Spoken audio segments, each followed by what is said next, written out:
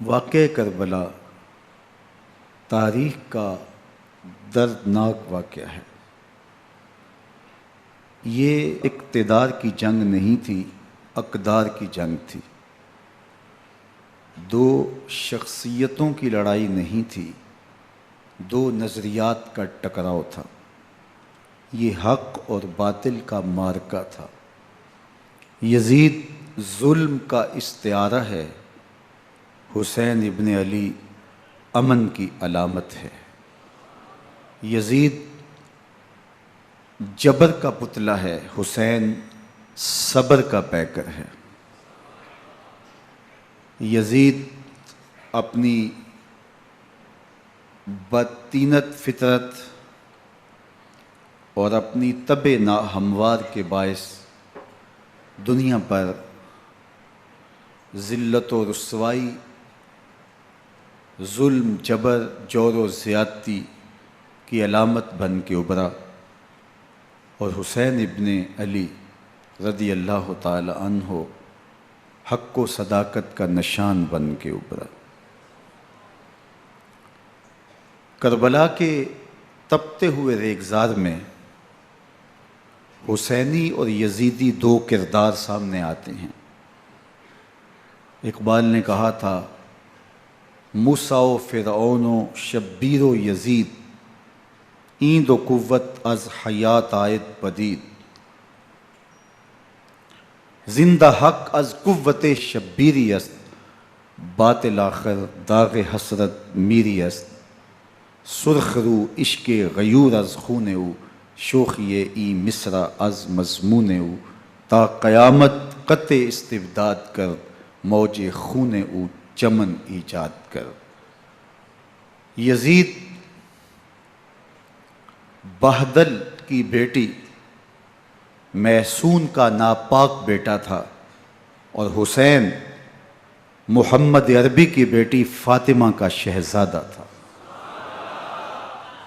یزید دمشق کے اطراف میں سرجون اور جریر، اختل جیسے اوباشوں کے جھرمٹ میں پل کے جوان ہوا۔ حسین کے گھر کا دروازہ مسجد نبوی کے اندر کھلتا تھا۔ یزید نشے میں دھت ہو کر کے نمازیں چھوڑ دیتا تھا۔ حسین کی کربلا کے اندر بھی نماز تہجد قضا نہیں ہوئی۔ یزید ظلم کا دوسرا نام ہے، حسین امن کی علامت ہے۔ یزید نے زندگی میں ایک مرتبہ حج کیا اور شراب کے مٹکے ساتھ لے کے آیا، اور اختل اور دیگر گویوں اور مغنیوں کو اپنے ساتھ رکھا تاکہ سفر آسانی سے کٹے۔ حسین ابن علی نے 25 حج سواری ہونے کے باوجود پیدل کیے۔ یزید حج بیت اللہ کے بعد مدینہ المنورہ آیا اور شراب کی ایک مجلس بپا کی۔ حضرت امام حسین رضی اللہ تعالی عنہ جب وہاں پہنچے تو شراب کی پھیلی ہوئی بدبو کو محسوس کرتے ہوئے فرمایا، یہ بو کیسی ہے؟ تو نشے میں دھت یزید بولا، یہ شام میں بنتی ہے، اور ایک جام منگوایا اور اس کو پیتے ہوئے دوسرا جام حضرت امام حسین رضی اللہ تعالی عنہ کی طرف بڑھاتے ہوئے کہا، ابا عبداللہ لیجئے۔ تو حضرت امام حسین رضی اللہ تعالی عنہ نے فرمایا، میں اس کی طرف دیکھتا بھی نہیں ہوں، اور پھر وہ عشقی اشعار پڑھنے لگا۔ جب یزید کی شراب نوشی کا منظر امام حسین رضی اللہ تعالی عنہ اپنی آنکھوں سے دیکھ چکے تھے، تو مجھے بتاؤ یزید کے ہاتھ پہ امام حسین کا پاک ہاتھ کیسے آتا؟ حضرت امام حسین رضی اللہ تعالی عنہ جس ماحول میں پلے تھے، جس ماحول میں پرورش پائی تھی، جس ماحول میں رہے تھے، وہ پاکیزہ اور تقدس مآب ماحول تھا۔ اور یزید کبھی اطراف دمشق میں، کبھی غوطہ میں، کبھی الخضرہ محل میں، اور کبھی کہاں داد عیش دیتا رہا اور لہو و لعب کے اندر مصروف رہا، اور اس کی زندگی ان چیزوں سے عبارت تھی۔ وہ محرمات کو حلال قرار دیتا، شراب نوشی اس کی ہڈیوں میں رچی ہوئی تھی، اور شریعت بیضا کا مذاق اڑایا کرتا۔ اور حسین ابن علی رضی اللہ تعالی عنہ کی دوستیاں جن لوگوں سے تھی وہ عبداللہ ابن عباس تھے، عبداللہ ابن عمر تھے، حضرت عبد الرحمن بن ابو بکر رضی اللہ تعالی عنہ تھے۔ یزید تو جوا کھیلتا رہا، یزید تو قمار بازی کرتا رہا، یزید تو شراب نوشی کرتا رہا، اور حسین ابن علی مسجد نبوی کے ممبر میں حضور کے پہلوؤں میں بیٹھتے رہے۔ زمانے نے وہ منظر دیکھا کہ سرخ رنگ کے جوڑے پہنے ہوئے حسنین کریمین حجرہ فاطمہ سے نکلتے ہیں، کم عمری کی وجہ سے کبھی گرتے ہیں کبھی سنبھلتے ہیں، اور آقا کریم خطبہ ارشاد کر رہے ہیں، خطبہ چھوڑ کے حضور نے شہزادوں کو اٹھا لیا۔ وہ منظر بھی زمانے نے دیکھا۔ حضرت عبداللہ بن شداد کہتے ہیں کہ حضور سجدے میں تھے اور سجدہ اتنا طویل ہو گیا، ہمیں لگا یا تو وحی کا نزول ہو رہا ہے یا پھر اللہ کا حکم آ گیا اور اللہ کے محبوب کی روح قبض کر لی گئی۔ لیکن میں نے جب نظریں اٹھا کے ننکیوں سے دیکھا تو کیا منظر تھا کہ حسین ابن علی حضور کی پشت پہ بیٹھے ہوئے اور میرے آقا سجدے کو طول دے رہے ہیں۔ اللہ اکبر! حسین کے لیے پیغمبر کے سجدوں کو طول دیا جا رہا ہے۔ حسین ابن علی کبھی ممبر پہ حضور کی اطراف میں بیٹھتے ہیں، وہ منظر بھی دنیا نے دیکھا کہ حضور کے مبارک کندھوں پر حسین ابن علی بیٹھے ہیں اور حضور کی زلفوں کو پکڑا ہوا ہے۔ تو حضرت عمر رضی اللہ تعالیٰ عنہ دیکھ کے کہتے ہیں واہ واہ کیسی سواری میسر آئی حسین ابن علی کو۔ تو میرے آقا مسکرا کے کہتے ہیں عمر سواری دیکھتے ہو سوار بھی تو دیکھو۔ اللہ اکبر! حضرت اسامہ بن زید بن حارثہ رضی اللہ تعالیٰ عنہ فرماتے ہیں رات کا ایک پہر گزر گیا اور مجھے حضور سے کوئی کام تھا، میں آقا کریم کی خدمت میں حاضر ہوا، در دولت پہ دستک دی، حضور تشریف لائے تو چادر اوڑی تھی، بکل کی ہوئی تھی میرے حضور نے، تو میں نے اپنی حاجت کہی تو حضور نے میری حاجت پوری کر دی۔ لیکن ایک منظر میں نے دیکھا کہ حضور نے جو چادر کی بکل فرمائی تھی اس کے اطراف میں پہلوؤں میں ابھار تھے جس طرح اندر کوئی ہو۔ مجھ سے نہ رہا گیا، میں نے پوچھ لیا، میں نے کہا بندہ نواز چادر کے اندر کیا ہے؟ فَكَشَفَهُ، تو حضور نے چادر کو کھول دیا۔ فَإِذَا الْحَسَنُ وَالْحُسَيْنُ عَلَىٰ وَرِكَيْهِ، تو کہتے ہیں میں نے اپنی آنکھوں سے دیکھا ایک پہلو سے امام حسین لپٹے ہوئے تھے، ایک پہلو سے امام حسن لپٹے ہوئے تھے۔ فرمایا یہ میرے بیٹے ہیں، یہ میری بیٹی کے بیٹے ہیں، اے اللہ میں ان سے پیار کرتا ہوں، تو بھی ان سے پیار کر، جو ان سے پیار کرے اس سے بھی پیار کر۔ ان کی محبت کا درس دیا، ان کے پیار کا سبق پڑھایا، کہا ان سے پیار کرنے والا میرے سے پیار کرنے والا ہے، ان سے بغض رکھنے والا میرے سے بغض رکھنے والا ہے۔ ان کی تکلیف حضور کو بے چین کر دیتی تھی۔ حضرت سیدہ فاطمہ الزہرا رضی اللہ تعالی عنہ کے گھر کے قریب سے گزرے تو حضرت امام حسین کے رونے کی آواز آ رہی تھی، تو آقا کریم علیہ السلام نے فرمایا کہ فاطمہ حسین کو چپ کرواؤ، الا تعلمی ان بقاءہ یوزینی، تو جانتی نہیں حسین کا رونا مجھے دکھ دیتا ہے۔ حسین ابن علی کو حضور رونے نہیں دیتے تھے، ان کو دکھی نہیں ہونے دیتے تھے، کیونکہ رسول اللہ صلی اللہ علیہ وسلم جانتے تھے کہ یہ کتنے دکھ سہے گا، کتنی تکلیفوں سے گزرے گا اور کتنے مصائب سہے گا۔ زمانے نے وہ گھڑیاں بھی دیکھیں کہ حضرت حذیفہ بن یمان رضی اللہ تعالیٰ عنہ فرماتے ہیں کہ میں حضور کی خدمت میں نماز مغرب کی ادائیگی کے لیے حاضر ہوا، اور میں نے یہ اجازت خاص طور پہ اپنی ماں سے اس شرط پہ لی تھی کہ امی آپ مجھے اجازت دیں، میں حضور کی خدمت میں حاضر ہوتا ہوں، مغرب کی نماز بھی ادا کروں گا اور پھر حضور سے عرض کروں گا حضور میرے لیے اور میری ماں کے لیے بخشش کی دعا کر دیجئے۔ ماں نے اس شرط پہ اجازت دے دی اور میں حضور کی خدمت میں آ گیا، نماز مغرب ادا کی، سلام پھرا تو میرے دل میں آرزو تھی میں حضور سے عرض کروں حضور میرے لیے اور میری ماں کے لیے مغفرت کی بخشش کی دعا کر دیں، لیکن حضور عبادات میں ذکر میں نوافل میں ایسے مشغول ہوئے کہ میں آرزو رکھنے کے باوجود بھی عرض نہ کر سکا۔ خیر نماز عشاء کا وقت ہوا، اذان پکاری گئی، حضور مصلی پہ آئے، نماز پڑھی، سلام پھرا، تو میرے دل میں پھر خیال آیا کہ ماں سے ایک نماز کی چھٹی لی تھی، نمازیں بھی 2 ہو گئیں، ماں نے جاتے پوچھنا ہے حضور سے میرے لیے اور اپنے لیے مغفرت کی، بخشش کی دعا کروائی تھی، تو کیا جواب دوں گا؟ اور حضور اٹھے اور کاشانہ اقدس کی طرف چل دیے۔ اب میرے دل میں یہ خیال رہ کے آ رہا تھا کہ ماں کو کیا جواب دوں گا، میں تو حضور سے بخشش و مغفرت کی دعا کروا ہی نہیں سکا۔ جب حضور چل پڑے تو غیر ارادی طور پہ میں بھی حضور کے پیچھے چل پڑا۔ چلنے میں تھوڑی سی رفتار تیز ہو گئی جس سے قدموں کی آہٹ پیدا ہوئی، تو جب آواز پیدا ہوئی تو حضور نے رخ پھیرے بغیر فرمایا من ھذا، میرے پیچھے پیچھے کون آ رہا ہے؟ پھر خود ہی کہا حذیفہ تو نہیں؟ تو میرا دل دھڑک رہا تھا، قلت نعم، میں نے کہا جی حضور میں حذیفہ ہوں۔ فرمایا ما حاجتک غفر اللہ لک ولامک، کیا کام ہے؟ اللہ تجھے بھی بخش دے، تیری ماں کو بھی بخش دے۔ اب جو کام تھا وہ جنبش لب سے پہلے ہی ہو گیا، یہاں تو لفظوں کا سہارا بھی نہیں لینا پڑتا، وہ بند لبوں کی بولیاں بھی سنتے ہیں۔ اقبال بولا ہے فروغت صبح آثار و دہور، چشم تو بی نندائے ما فی الصدور، تیری نظر تو سینوں کے چھپے راز بھی دیکھتی۔ تو کہا ما حاجتوں کا غفر اللہ لک ولامک،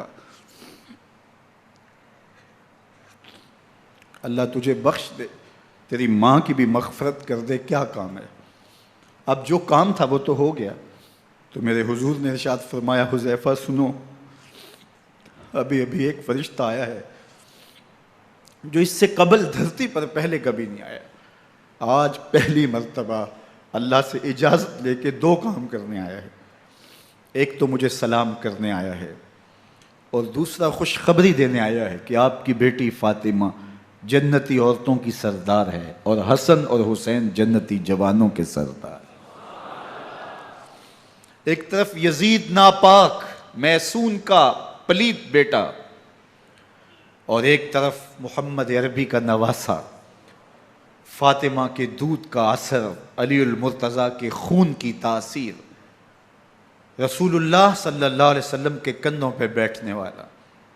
ایک دن حضور نے امام حسین رضی اللہ تعالیٰ عنہ کے ہاتھ پکڑ لیے اور ان کے پاؤں اپنے پاؤں پہ رکھے اور پھر فرمایا بیٹے آگے بڑھو، اور ان کے پاؤں حضور کی پنڈلیوں پہ آئے، پھر کہا بیٹے اور آگے بڑھو، حتیٰ کہ ان کے پاؤں حضور کی رانوں پہ آئے، پھر فرمایا بیٹا اور آگے بڑھو، تو ان کے پاؤں حضور کے مبارک بطن اقدس پہ آئے، پھر بازوؤں کو کھینچ کے اپنے قریب کیا اور حسین ابن علی کے منہ میں اپنی زبان رکھ دی، اور وہ اس طرح چوس رہے تھے جس طرح کھجور چوسی جاتی ہے۔ تو اللہ کے محبوب علیہ السلام نے حسین ابن علی کو اپنی زبان کا لعاب دہن دے کر کے، وہ شیر رحمت دے کر کے، وہ کوثر و تسلیم سے پاکیزہ تر آب رحمت عطا کر کے ان کی ہمیشہ کے لیے پیاس بجھا دی، تاکہ کل کربلا کے تپتے ہوئے ریگزار میں حسین ابن علی کو پیاس کی شدت تنگ نہ کرے اور پائے استقلال میں لغزش نہ آنے پائے۔ ان نازوں سے پالے ہوئے حسین کو، ان محبتوں سے پالے ہوئے حسین ابن علی کو امتحان بھی اتنے بڑے درپیش تھے۔ یاری تیری سونا پر ازمیشاں تیریاں اگ، سونا پرکھیا جامدہ ہے نال اگاں دے لگ۔ جتنا بڑا شخص ہوتا ہے اتنی آزمائشیں بھی بڑی ہوتی ہیں۔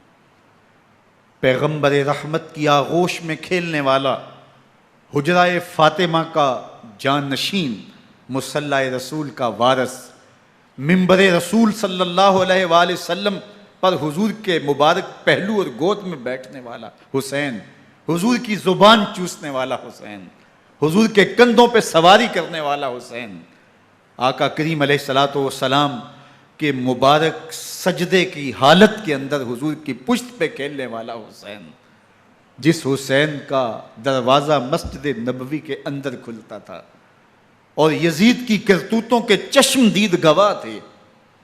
یزید جب تخت نشین ہوتا ہے تو اسے یہ فکر ہوتی ہے کہ امام حسین، عبداللہ بن زبیر، عبداللہ بن عمر، عبداللہ ابن عباس یہ میری بیعت کریں۔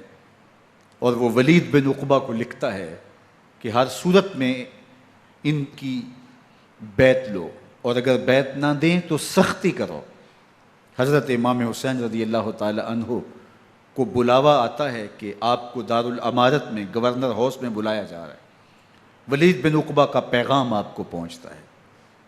آپ اس وقت فرماتے ہیں کہ اس وقت جو پیغام پہنچا ہے وہ کسی خطرے سے خالی نہیں ہے، تو کچھ سواروں کو ساتھ لیا، کہا تم دارالامارت کے باہر کھڑے رہنا، اگر میری آواز بلند ہوئی تو اندر آ جانا، ورنہ تم انتظار کرنا۔ آپ اندر گئے۔ ولید بن عقبہ نے مروان کو بھی بلایا تھا۔ مروان بن حکم یہ گورنر مدینہ ولید سے پہلے رہ چکا ہے، تو اس نے مشورہ دیا کہ سختی کی جائے۔ خیر ولید بن عقبہ نے کہا کہ یہ خط ہے، حضرت امیر معاویہ کا انتقال ہو گیا اور یزید تخت نشین ہوا ہے، لہٰذا وہ آپ سے بیعت کا مطالبہ کرتا ہے۔ تو حضرت امام حسین رضی اللہ تعالیٰ عنہ نے فرمایا کہ میرے جیسا شخص یوں چھپ کے بیعت نہیں کر سکتا، اور آپ واپس پلٹے۔ مروان بن حکم نے ولید بن عقبہ کو کہا کہ یہ موقع ہے جانے نہ دیا جائے، اگر یہ نکل گئے تو دوبارہ تم قابو نہیں پا سکو گے، اور انہیں یہیں قتل کر دیا جائے۔ حضرت امام حسین رضی اللہ تعالیٰ عنہ نے یہ بات سن لی۔ کہتے ہیں حضرت امام حسین انہی قدموں کے بل واپس پلٹے اور مروان بن حکم سے مخاطب ہو کے کہا، مروان کیا بول رہا ہے؟ وہ خاموش ہو گیا۔ فرمایا تو جانتا نہیں ہم کون ہیں؟ آنا حسین ابن علی ابن ابی طالب، میں حسین ہوں، میں علی کا بیٹا ہوں، ہمارے گھر میں قرآن اترتا رہا ہے، وحی کا نزول ہوتا رہا ہے، اور یزید فاسق ہے، فاجر ہے، مسلمانوں کا قاتل ہے اور شرابی ہے، میں ڈنکے کی چوٹ پہ یزید کی بیعت سے انکار کرتا ہوں۔ بس حیدری کچھار سے محمدی شیر نکل آیا ہے۔ اب اوسان خطا ہو گئے، راستہ چھوڑ دیا، واپس آئے، سیدہ زینب سے ملے، کہا مدینے کو چھوڑنا پڑے گا۔ کہا بھیا کیا ہوا؟ کہا یزید بیعت لینے پہ مصر ہے اور میں کسی صورت بھی بیعت نہیں کروں گا۔ رسول اللہ کا مدینہ ہمارے خون سے لالا زار بنے گا، میں نہیں چاہتا کہ حضور کے شہر نور کی حرمت پامال ہو۔ دوستو وہ کیسا منظر ہوگا جب حسین ابن علی نے آخری حاضری حضور کے روضے پہ دی ہوگی۔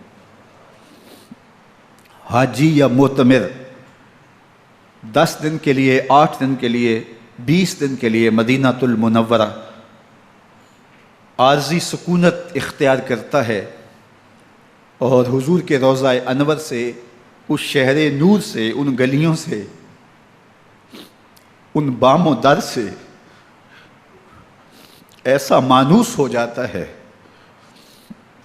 کہ جب واپس پلٹ رہا ہوتا ہے ان دعاؤں کے ساتھ کہ دوبارہ آنا بھی نصیب ہو، اور اسے لگتا ہے کہ میں دوبارہ بھی بلایا جاؤں گا، لیکن اس کے باوجود شہر حبیب چھوڑنا قیامت سے کم نہیں ہوتا۔ اعظم چشتی مرحوم آخری بار جب حضور کے روضہ انور پہ گئے تو بیمار تھے، ویل چیئر پہ تھے۔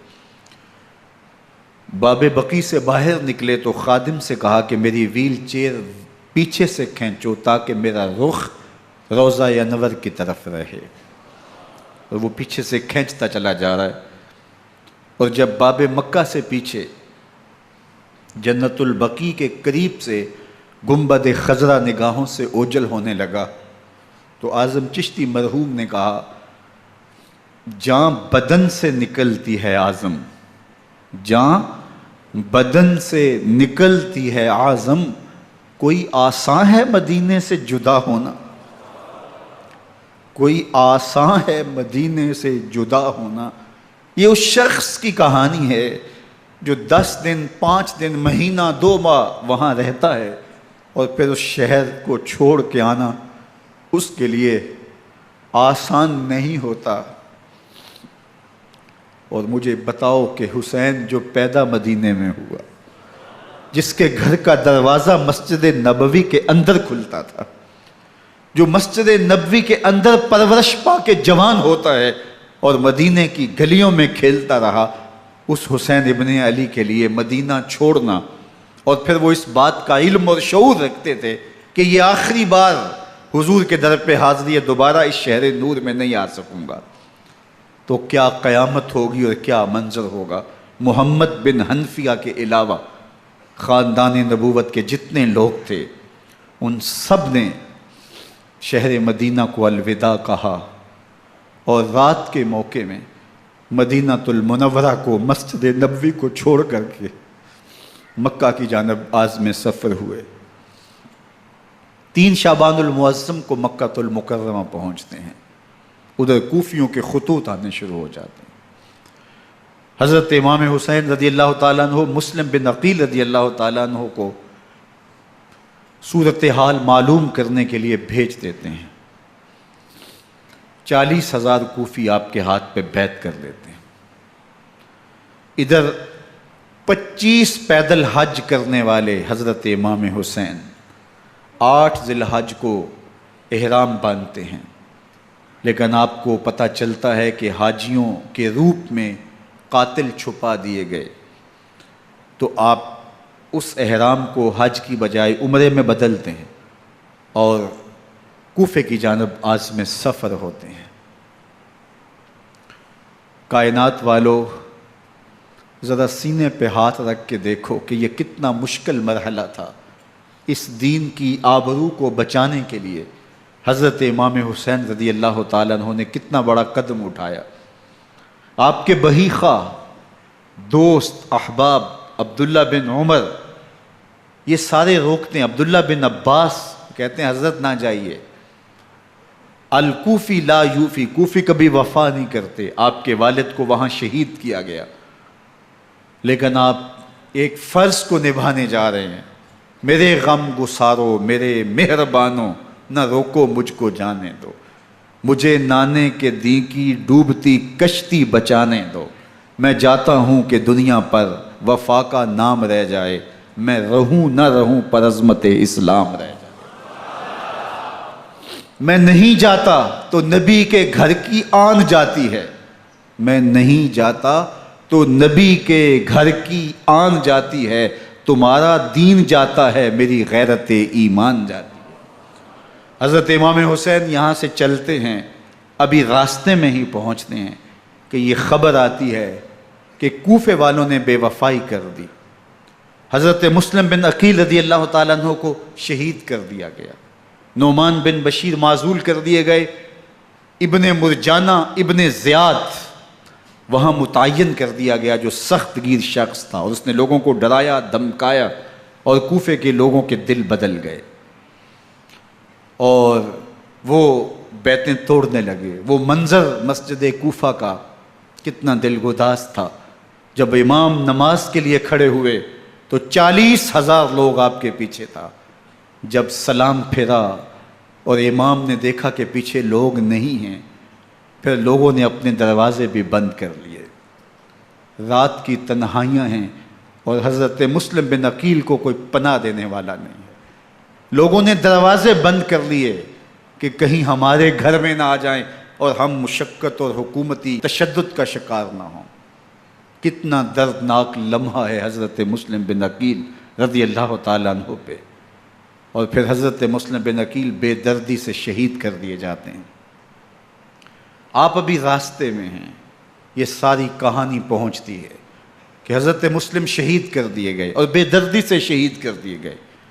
وہ جنہوں نے خط لکھے تھے کہ ہم آپ کے ساتھ ہیں اور ہم منتظر ہیں، چشم برا ہیں، آپ کے قدموں کی چاپ سننے کے لیے بےتاب ہیں، آج انہوں نے بیتیں توڑ دی، 40,000 کوفی منحرف ہو گئے۔ مسجد کوفہ کا وہ منظر کس قدر روح کو تڑپا دینے والا تھا۔ ہم پچھلے سال عصر اور مغرب کے درمیان جب کوفہ پہنچے تو سورج ڈوبنے کے قریب تھا۔ میں نے اپنی زندگی میں اتنا اداس موسم کہیں نہیں دیکھا جتنا اداس موسم کوفے میں دیکھا۔ ایسے لگتا تھا جس طرح کوفے کی آب و ہوا آج بھی شرمندہ ہے۔ جو مسلم بن عقیل اور خاندان نبوت کے ساتھ اہل کوفہ نے کیا، حضرت امام حسین رضی اللہ تعالیٰ عنہ کو ان کے بہی خواہوں نے، اعزاء نے، اقربا نے، دوستوں نے، آوان و انصار نے، ساتھیوں نے کہا کہ حضرت حالات یکسر تبدیل ہو گئے، اب ہمیں مراجعت کر جانی چاہیے، واپس پلٹ جانا چاہیے۔ تو حضرت امام حسین کافی سوچ بچار میں رہے، پھر اس کے بعد آپ نے فیصلہ کیا کہ ہم آگے بڑھیں گے۔ دوستوں نے کہا کہ حضرت اگر آپ آگے بڑھیں گے تو ہمیں لگتا ہے کہ وہ آپ کے ساتھ سلوک اچھا نہیں کریں گے اور آپ بچوں کے سامنے پیاس سے شہید کر دیے جائیں گے۔ تو حضرت امام حسین رضی اللہ تعالیٰ عنہ نے وہاں ایک خطبہ ارشاد فرمایا کہ لوگو تم جو مجھے بتا رہے ہو مجھے اچھی طرح معلوم ہے، جو تم مجھے منظر پیش کر رہے ہو وہ میری نگاہوں میں ہے، اور جو کچھ ہونے والا ہے چشم تصور وہ منظر دیکھ رہی ہے۔ چونکہ حضرت امام حسین رضی اللہ تعالیٰ عنہ کی شہادت کی خبر حضرت امام حسین کے پیدا ہوتے ہی خاندان نبوت میں عام تھی۔ حضور علیہ الصلوۃ والسلام کو یہ بات جبریل امین نے آ کے بتائی تھی جب حسین ابن علی کے ساتھ حضور محبت کا اظہار کر رہے تھے، تو یہ جبریل امین نے آ کے کہا تھا حضور آپ کا یہ بیٹا ارض طف میں شہید کر دیا جائے گا، اور کربلا کی مٹی لا کے حضور کو دی اور ام سلمہ کو حضور نے عطا کر دی۔ حضرت ام سلمہ کہتی ہیں کہ ایک دن میں سوئی تو خواب دیکھا کہ حضور کے مبارک بال بکھرے ہوئے ہیں اور سخت پریشان ہیں، تو میں نے کہا کہ حضور آپ کی یہ کیا حالت ہے؟ وَبِيَدِهِ قَارُورَةٌ، اور حضور کے ہاتھ میں ایک شیشی ہے، فِيهَا دَمٌ، جس کے اندر خون ہے۔ تو میں نے کہا حضور یہ کیا؟ فرمایا میں قتل گاہ حسین سے آ رہا ہوں اور یہ حسین ابن علی کا خون ہے۔ تو کہا 10 محرم کا دن تھا، دوپہر کا یہ منظر تھا، میں کیلولہ کر کے اٹھی، جب میں نے دیکھا تو وہ شیشی جس میں کربلا کی مٹی رکھی تھی وہ خون بن چکی تھی۔ تو یہ خبر پہلے دی گئی تھی، یہ بتا دیا گیا تھا۔ فرمایا میرے دوستو جو تم مجھے بتاتے ہو میں اس سے بے خبر نہیں ہوں، یہ سب کچھ ہونے والا ہے، لیکن اس کے باوجود میں کیوں جا رہا ہوں؟ تو آپ کا ایک تاریخ ساز جملہ ہے جو کربلا کے فلسفے کو ہمارے سامنے رکھتا ہے کہ یہ اتنا بڑا امتحان کیوں دیا۔ حضرت امام حسین رضی اللہ تعالیٰ عنہ نے فرمایا وَلَكُمْ فِي أُسْوَةٌ، میں اس لیے جا رہا ہوں قیامت تک ظلم، جبر اور ناانصافی کے خلاف کھڑے ہونے والوں کے لیے کوئی نمونہ تو ہو۔ میری زندگی قیامت تک ظلم، جبر اور استحصالی نظام کے خلاف کھڑے ہونے والوں کے لیے نمونہ ہے۔ تو حضرت امام حسین رضی اللہ تعالیٰ عنہ نے حق اور باطل کے درمیان ایک سرخ لکیر کھینچ دی اپنے خون سے۔ اب حق اور باطل کا امتیاز کرنا مشکل نہیں ہے، کوئی باطل پہ اڑا رہے تو الگ بات ہے، لیکن امتیاز کرنا مشکل نہیں ہے۔ حدود بالکل واضح کر دیں۔ اقبال نے یہاں کتنی خوبصورتی کے ساتھ اس مضمون کو نبھایا۔ سرخ رو عشق غیور از خون او، شوخی این مصرع از مضمون او، تا قیامت قطع استبداد کر، موج خون او چمن ایجاد کر۔ ایک جہاں آباد کر دیا، حق اور باطل کی راہیں اجال دی۔ اب لوگوں کو یزید کا چہرہ پہچاننے میں دیر نہیں لگتی، وقت کے ہر یزید کا چہرہ آسانی سے پہچانا جا سکتا ہے۔ یہ معرفت زمانے کو کروائی کس نے؟ حسین ابن علی نے کروائی رضی اللہ تعالی عنہ۔ تو حضرت امام حسین نے فرمایا کہ جو میرے ساتھ ہونے والا ہے میں اچھی طرح جانتا ہوں، لیکن میں اس کے باوجود آگے بڑھوں گا۔ پھر بڑھے اور کربلا میں جا کے خیمہ زن ہو گئے۔ 7 محرم کو پانی بند کر دیا گیا، پانی بند ہوا تو کھانا بھی میسر نہیں تھا، لیکن ذکر پانی کا ہوتا ہے اس لیے کہ کھانے کے بغیر انسان کئی دن کاٹ لیتا ہے، لیکن پانی کے بغیر گزر نہیں ہوتی۔ تو فرات کی نہر سامنے اپنی موجوں کے ساتھ چمک رہی ہے، لیکن ایک قطرہ آب بھی آل رسول کو نہیں دیا جا رہا۔ کائنات کے اندر ایسے انوکھے امتحان بھی ہوتے ہیں۔ وارث ہوں ساقی کوثر کے، مالک ہوں حوض کوثر کے، اور بیٹے ہوں ساقی کوثر کے، اور آج ایک بوند پانی کی بھی میسر نہ ہو۔ صبر کا امتحان ہے، عزیمت کا امتحان ہے۔ حضرت امام حسین رضی اللہ تعالیٰ عنہ خیمہ زن ہو گئے۔ 3 دن تک پانی بند رہتا ہے، 9 محرم کو رات کی تنہائی میں حملہ آور ہونا چاہتے ہیں، لیکن آپ نے کہا کہ ہمیں اللہ کے حضور عبادت اور ذکر کے لیے وقت دیا جائے۔ ساری رات ذکر میں گزرتی ہے، عبادات میں گزرتی ہیں۔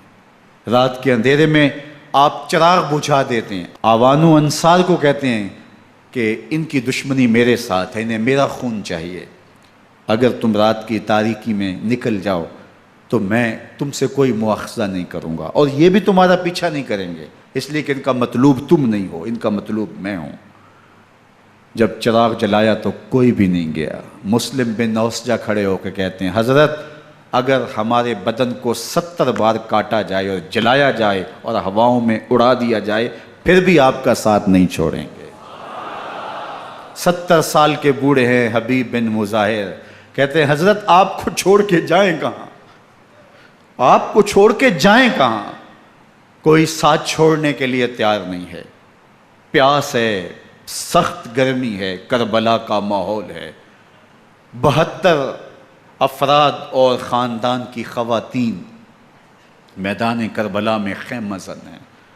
دوسری طرف لشکر اعداء اشقیا 22,000 کی تعداد میں مقابلے میں، ایک روایت 30,000 کی ہے۔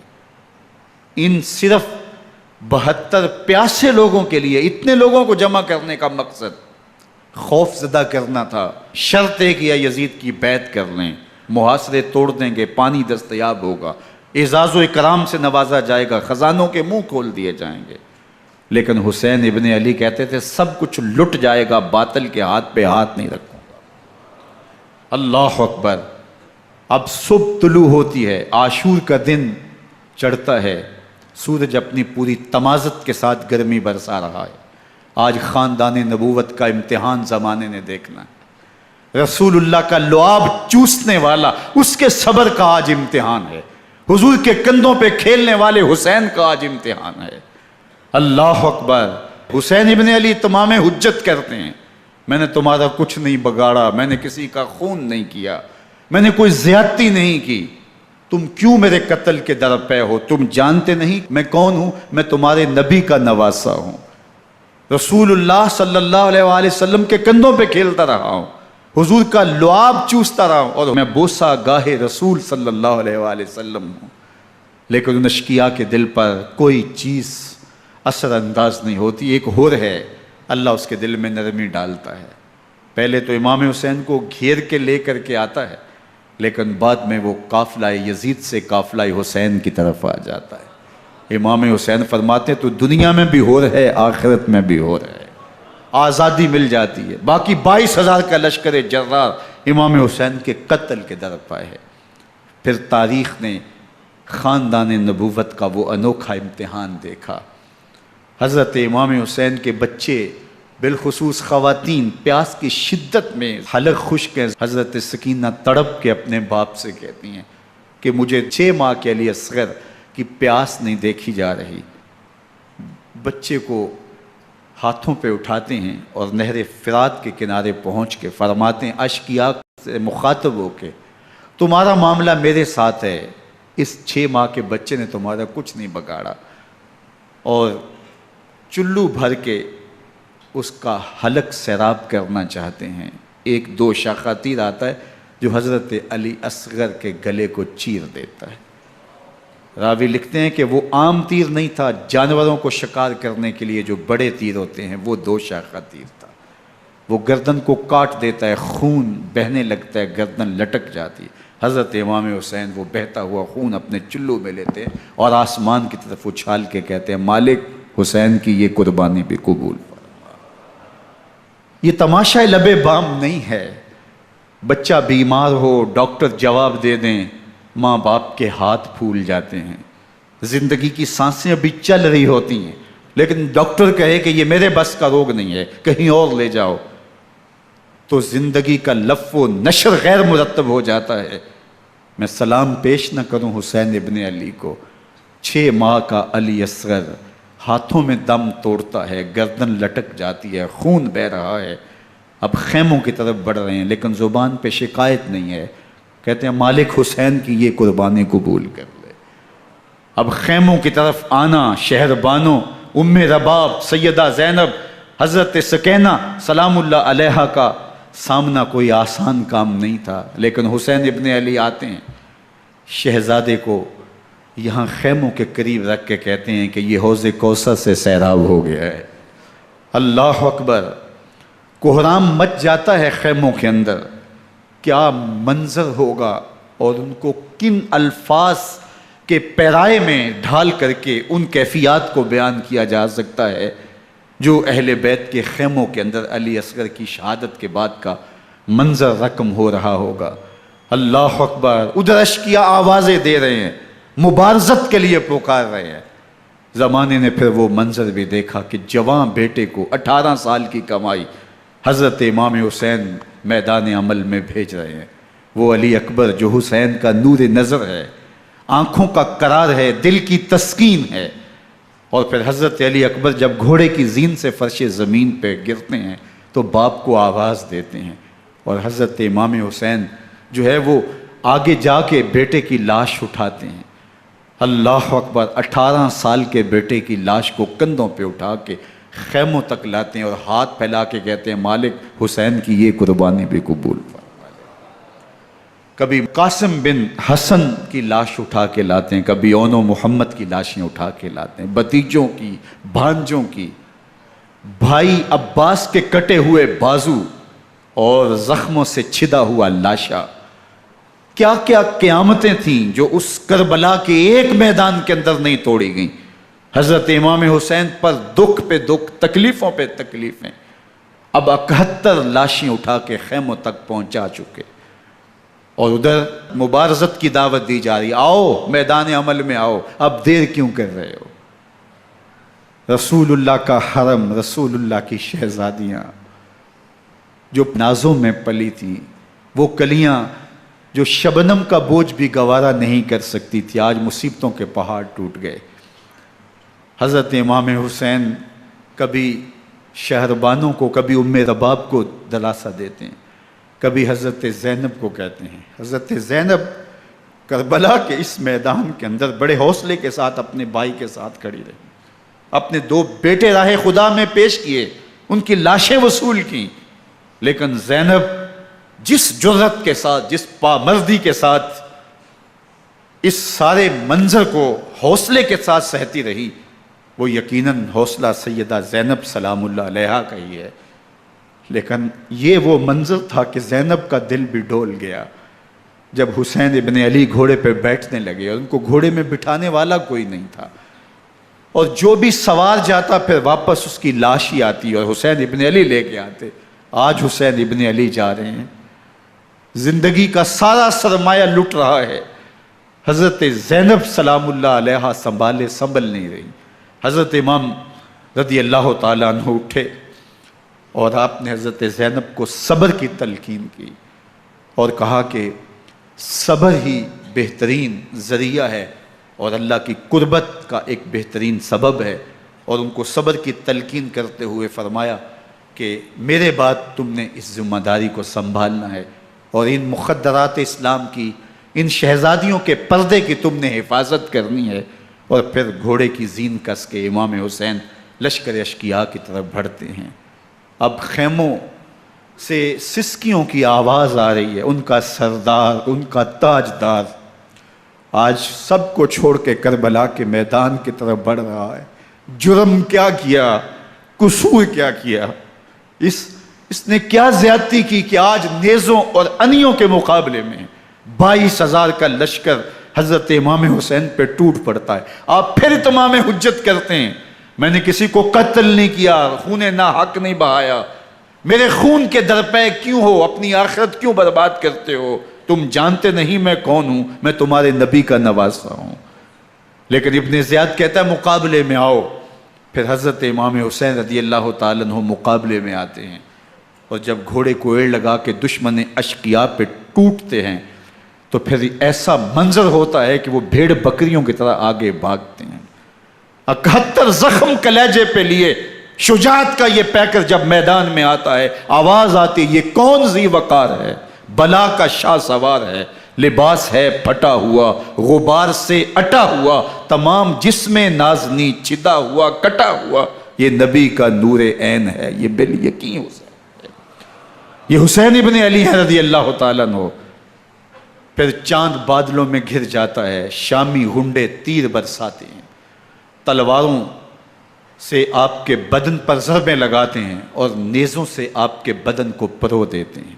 جب آپ کا پیراہن بعد میں اتارا گیا تو آپ کے پیراہن میں 122 سوراخ تیروں کے تھے، 33 زخم تلواروں کے اور 34 گھاؤ نیزوں کے تھے۔ جب گھوڑے کی زین سے فرش زمین پر آئے، بدن چھلنی تھا، زخم زخم سے خون بہ رہا تھا، 3 دن کا پیاسا حسین، اللہ اکبر، بدن زخموں سے چور، 71 لاشیں کلیجے پہ لیے، مخدرات اسلام کے پردے کا خیال دل میں الگ ہے، لیکن گھوڑے کی زین سے جب فرش زمین پہ امام حسین آتے ہیں، زبان پہ ہائے نہیں، نالا و شیون نہیں، چیخ و پکار نہیں، آتے ہی پیشانی سجدے میں رکھتے ہیں اور پکارتے ہیں اللہم ردن بقضائک وصبرن علی بلائک تسلیما لامرک سبحان ربی الاعلی۔ مالک گھر لٹا کے، بچے لٹا کے، خاندان سب کچھ قربان کر کے، اپنے بدن کو زخموں سے چھلنی کروا کے، تیروں اور نیزوں کی انیوں سے اپنے آپ کو زخمی کروا کے، تیرے حضور سر جھکا کے یہ اقرار کرتا ہوں کہ حسین تیری تقدیر پہ راضی ہے، مالک تو بھی بتا، تو بھی حسین پہ راضی ہوا ہے کہ نہیں ہوا۔ آواز آ رہی ہے اس پیاسے پر علی شیر خدا کو ناز ہے، اس نواسے پر محمد مصطفیٰ کو ناز ہے، اوروں نے بھی سجدے کیے پر اس کا عجب انداز ہے، اس نے وہ سجدہ کیا جس پر خدا کو ناز۔ حسین ابن علی رضی اللہ تعالیٰ عنہ کا سر انور دستے قاتل نے تب کاٹا جب وہ سجدے میں جھکا ہوا تھا۔ یزید نے کہا میں بیعت لوں گا، امام حسین نے کہا کبھی بھی نہیں دوں گا، یہ سر کٹ سکتا ہے جھک نہیں سکتا۔ سر کاٹ کے نیزے کی نوک پہ چڑھا دیا گیا اور یہ اس بات کا اعلان تھا کہ ہم جیت گئے اور حسینی ہار گئے، اور لشکر یزید میں غوغا مچ گیا، نقارے بجنے لگے کہ ہم جیت گئے، دیکھو امام حسین شہید کر دیے گئے، اور سر کاٹ کے نیزے کی نوک پہ چڑھایا گیا۔ لیکن لشکر یزید سے ہی آواز آئی یہ کیسا سر ہے جو کٹ کے بھی سر بلندی ہے، کٹ گیا ہے پھر بھی اونچا ہے، اللہ اکبر، یہ سر سجدے میں کٹا ہے، رب کے حضور عبادت کی حالت میں کٹا ہے، حسین آج بھی سجدے میں ہے، اللہ اکبر، حسین آج بھی سجدے میں ہے، بلکہ کٹے ہوئے سر کا رخ زمین کی جانب تھا اور کٹی گردن آسمان کی طرف، یوں نیزے پہ پرویا گیا، اللہ اکبر۔ ایک شاعر نے نقشہ کھینچا بآنکھ سر نیزے پہ اور سوئے زمین ہے روح، یعنی سجدہ ثانی کی ہے آرزو۔ رکعت کے 2 سجدے ہوتے ہیں، ابھی ایک سجدہ ہوا تھا کہ دست قاتل نے سر کاٹ دیا، کہا حسین کی پیشانی میں دوسرے سجدے کی تمنا مچل رہی ہے۔ یہ تھا حسین ابن علی کا سجدہ، ساری زندگی رب کے حضور سجدہ قضا نہیں ہونے دیا۔ آج پانی نہیں ہے، اللہ اکبر، آج تیمم کر لیتے ہیں، آج اپنے خون کو اوڑھ کر کے حسین نے اپنی پیشانی اپنے مالک کے حضور جھکا کر کے عظیمت کی وہ انوکھی داستان رقم کر دی کہ صدیاں گزرنے کے باوجود بھی ان کی یادوں کے چراغ روشن ہیں۔ جب حضرت امام حسین اور دوسرے آیان و انصار کو شہید کر دیا گیا تو ان کے سر نیزوں کی نوک پہ چڑھا دیے گئے، حضرت امام حسین کا کٹا ہوا سر اور باقی 71 افراد کے کٹے ہوئے سر نیزوں کی نوک پہ، اور 10 سواروں کو ابن سعد نے کہا کہ ان کو رون دو، اور گھوڑوں کی ٹاپوں تلے حضرت امام حسین رضی اللہ تعالیٰ عنہ اور ان کے آوان و انصار کو جو ہے وہ روندا گیا، حتیٰ کہ ان کی استخوان مبارک، ان کی ہڈیاں بھی چور چور ہو گئیں۔ روننے سے قبل ان کا لباس اتار لیا، ان کے کپڑے اتار لیے گئے، اللہ اکبر، کیسی دردناک گھڑیاں تھیں۔ یزید کا صرف یہی بد کرداری کا مرحلہ نہیں تھا، اس کربلا کے صحرا کے اندر یزید نے جس طرح امام حسین رضی اللہ تعالیٰ عنہ کو شہید کیا اور حضرت امام حسین کے خاندان کو شہید کیا، جب مدینہ المنورہ پر یزید نے مسلم بن عقبہ کو مقرر کیا، جس کو بزرگوں نے مصرب بن عقبہ کہا ہے، تو اس کو کہا 3 دن تک مدینے کا حرم تمہارے لیے حلال ہوگا، جو چاہو تم کرنا، اور شامی فوجوں کو اجازت ہوگی۔ تو وہاں بھی انہوں نے 10,000 تابعین اور 700 صحابہ کو شہید کیا۔ حضرت ابو سعید خدری رضی اللہ تعالیٰ عنہ گھر سے باہر نکلے، کافی بوڑھے ہو چکے تھے، تو انہوں نے حضرت ابو سعید خدری کو پکڑ لیا، کہا تم کون ہو؟ کہا مجھے ابو سعید خدری کہتے ہیں۔ تو کہا ہاں تمہارا نام سنا ہے، اور داڑھی سے پکڑ کے کھینچا اور کہا کہ ہے تمہارے پاس جو ہمیں دو؟ تو کہا کہ میرے پاس تو کچھ بھی نہیں، میں تو فقیر آدمی ہوں۔ تو ان کے گھر ان کو لے گئے، تو 2 کبوتر رکھے تھے حضرت ابو سعید خدری نے، تو وہ کبوتر لوٹ کے لے گئے۔ اللہ اکبر۔ حضرت ابن سنان رضی اللہ تعالیٰ عنہ کو، جو حضور کے علم بردار تھے فتح مکہ کے دن، ان کو ستو پہلے پلائے اور پھر ان کی گردن کاٹی گئی، اور کہا یہ ہے وہ ستو جو تم زندگی میں آخری بار پیو گے۔ ایک گھر میں داخل ہوئی شامی فوج، تو ایک خاتون کے ابھی بچہ پیدا ہوا تھا، اور قابلہ نے، دائیا نے، وہ بچہ ماں کی چھاتی پہ لٹایا، اور وہ ماں کا پہلا دودھ پی رہا تھا۔ تو یہ جا کے کہنے لگے نکالو تمہارے پاس جو کچھ ہے۔ تو اس خاتون نے کہا تم جانتے ہو یہ بچہ کون ہے؟ تو انہوں نے کہا ہم نہیں جانتے۔ کہا یہ حضرت ابن ابی کبشہ انماری رضی اللہ تعالیٰ عنہ کا بچہ ہے، اور یہ وہ صحابی ہیں کہ جو بیت الشجرہ کے موقع پہ حضور کے ہاتھ پہ بیعت کرتے ہیں۔ انہوں نے اس چیز کا لحاظ نہ کیا کہ جو کچھ ہے وہ ہمیں دو، ورنہ تیرے بچے کو نہیں چھوڑیں گے۔ تو ماں بچے سے مخاطب ہو کے کہتی ہے، ابھی بچہ پیدا ہوا ہے اور ماں سے پہلا دودھ پی رہا ہے، کہ بیٹے اگر میرے پاس کچھ ہوتا، وہ قیمتی سے قیمتی چیز بھی ہوتی، تیری جان کے لیے قربان کرتی، لیکن اس وقت میرے پاس کچھ ہے نہیں۔ تو ایک شکی آگے بڑھا اور بچے کو ایک ٹانگ سے پکڑ کے کھینچ کے دیوار کے ساتھ پٹک کے مارا، جس سے دماغ کا بھیجا نکل گیا۔ کیا کیا زیادتیاں نہیں کی۔ 700 صحابہ حرہ کے واقعہ میں شہید کیے یزید نے، اور 10,000 تابعین شہید کیے۔ مسجد نبوی میں ممبر رسول کے ساتھ گھوڑے باندھے، اور وہ ممبر رسول اور مصلی رسول کے قریب لید کرتے رہے۔ حضرت سعید عبد المسیب فرماتے ہیں میں نابینا تھا اور حضور کے روضہ انور کے پاس بیٹھا تھا، اور یزید کے سپاہی آتے، جو بھی مسجد میں نظر آتا پکڑ کے لے جاتے، مجھے نابینا سمجھ کے چھوڑ دیتے، لیکن میں پریشان تھا کہ ظہر کا وقت ہوگا، عصر کا وقت ہوگا، مغرب عشاء کا وقت ہوگا، نہ اذان، نہ اقامت، نہ جماعت، تو کیسے مجھے پتہ چلے گا کہ نماز کا وقت ہو گیا، اور کیسی میری نمازوں کا کیا بنے گا؟ میں اس فکر میں بیٹھا تھا۔ لم ازل اسمع الاذان والاقامت من قبر رسول اللہ صلی اللہ علیہ وآلہ وسلم۔ فرماتے ہیں جب بھی پھر نماز کا وقت آیا، گنبد خضرا سے اذان کی بھی آواز آئی، اقامت کی بھی آواز آئی۔ 3 دن تک مسجد نبوی کے اندر گھوڑے بندے رہے، اور مدینہ کی حرمت پامال کی۔ مدینہ کے گھروں کے اندر یہ بدکماش داخل ہوئے، اور جو بدکاریاں انہوں نے کی کلیجہ منہ کو آتا ہے۔ 1002 شیزائیں ان بدکاروں کی بدکاریوں کی وجہ سے کنواری حالت کے اندر حاملہ ہوئی۔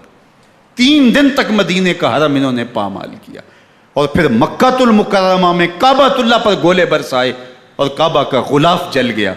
وہ تو یزید مر گیا، اور حضرت عبداللہ ابن زبیر رضی اللہ تعالیٰ عنہ نے اپنی خلافت کا اعلان کیا۔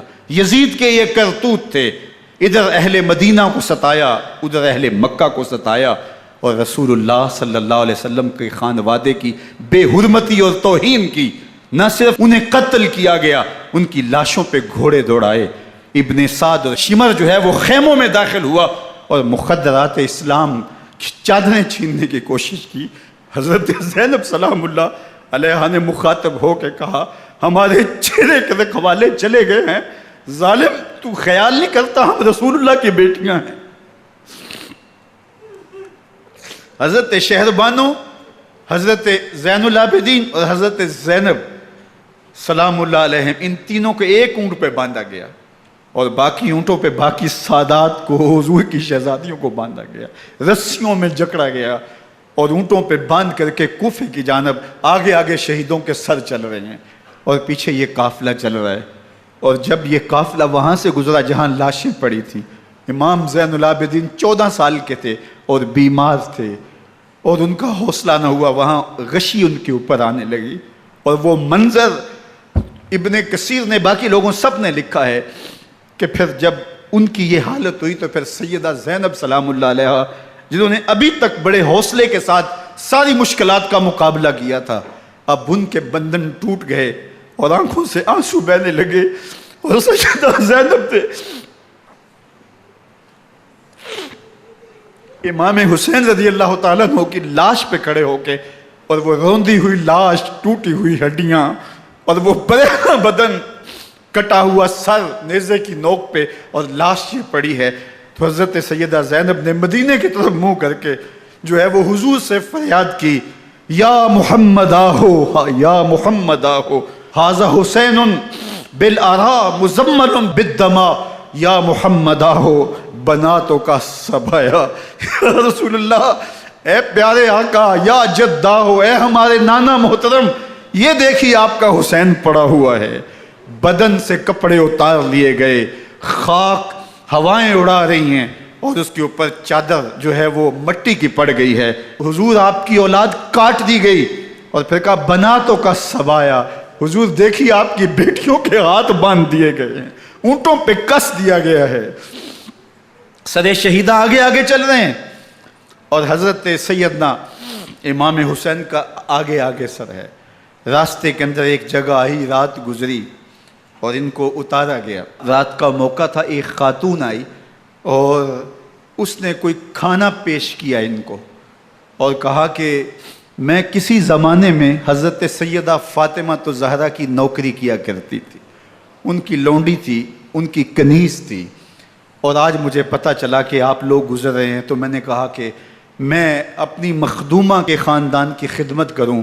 اور پھر اس نے کہا کہ اس وقت سیدہ کی گود میں ایک 6-7 ماہ کی بچی تھی جس کو زینب کہا کرتے تھے. تو سیدہ زینب نے کہا کہ اماں اگر پہچانتی ہو تو وہ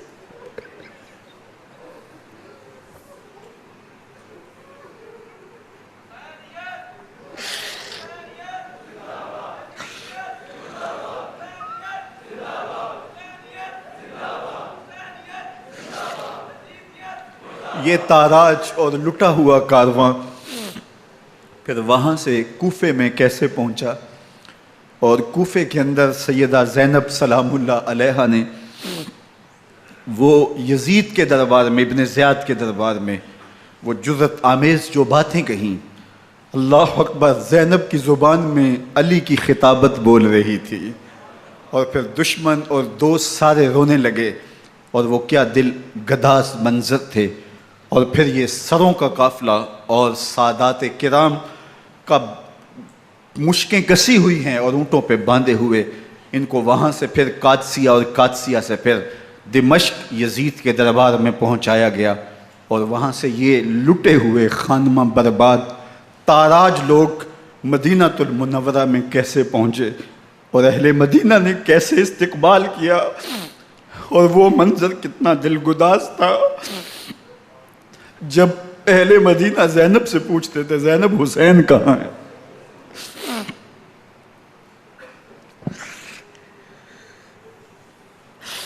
بے مروت بے وفا تیرا بھی کیا افسانہ ہے، جس نے اپنی ہی شمع کو گل کیا تو وہ پروانہ ہے. اپنے پیغمبر کے شہزادوں کو اور اپنے پیغمبر کی شہزادیوں کو جو دکھ اس امت نے دیے، یہ کائنات کی ایک انوکھی داستان ہے. اللہ ہمیں اسوہ شبیری پہ عمل کی توفیق عطا کرے اور ان کے نقوش پاک کی برکتیں دے. اہل بیت کی محبت ہماری روحوں میں جذب کر دے، اور جس عظیمت کے ساتھ، جس حوصلے کے ساتھ انہوں نے دکھوں کو جھیلا، جو دہکتی آگ کے شعلوں پہ سویا وہ حسین، جو جواں بیٹے کی میت پر نہ رویا وہ حسین، جس نے سب کچھ کھو کے کچھ نہ کھویا وہ حسین، مرتبہ اسلام کا جس نے دوبالا کر دیا، خون نے جس کے دو عالم میں اجالا کر دیا، جو کہ سوزے غم کو سانچے میں خوشی کے ڈھال کے مسکرایا موت کی آنکھوں میں آنکھیں ڈال کے. اے حسین ابن علی تم پر سلام، نازش آل نبی تم پر سلام. ذرا میرے ساتھ یہ پڑھ لیجئے، اے حسین ابن علی تم پر سلام، نازش آل نبی تم پر سلام، تم پہ لاکھوں رحمتیں لاکھوں سلام. اے شہیدان محبت کے امام، لالا گوں لالا بدن لالا کفن، اے چمن اندر چمن اندر چمن، زندگی ہی زندگی تیری حیات اے حیات اندر حیات اندر حیات، افتخار ملت بیضا ہے تو، رب کعبہ کی قسم یکتا ہے تو، فخر کا دل میں دریچہ باز کرنا چاہیے، جن کا تو آقا ہے ان کو ناز کرنا چاہیے۔ وآخر دعوانا ان الحمد للہ۔